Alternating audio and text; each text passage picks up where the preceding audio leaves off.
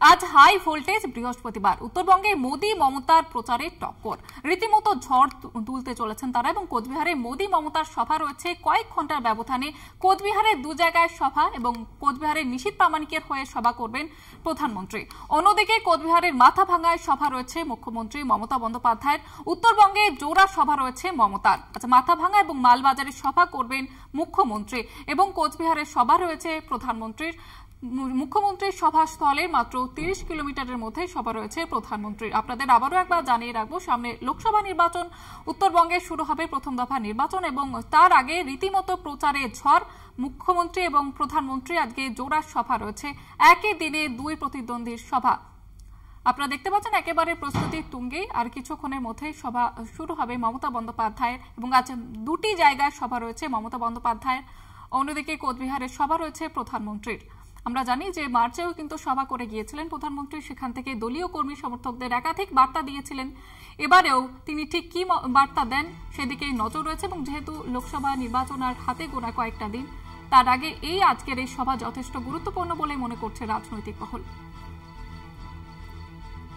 আজ বলা যেতে পারে হাই ভোল্টেজ বৃহস্পতিবার, একদিকে মুখ্যমন্ত্রী মমতা বন্দ্যোপাধ্যায়ের সভা রয়েছে, অন্যদিকে প্রধানমন্ত্রীর সভা রয়েছে একই দিনে এবং কোচবিহারের সভা রয়েছে মমতা বন্দ্যোপাধ্যায়ের এবং প্রধানমন্ত্রীর। এ বিষয়ে আরো কথা বলবো, প্রতিনিধি অনুপম রয়েছে আমাদের সঙ্গে টেলিফোন লাইনে। অনুপম, এই মুহূর্তে প্রস্তুতি ঠিক কি চোখে পড়ছে? দেখো, প্রধানমন্ত্রী সভার কিন্তু প্রায় শেষ পর্যায়ের কাজ চলছে। ইতিমধ্যেই যারা বিজেপি সমর্থক রয়েছে তারা কিন্তু আসতে শুরু করেছে।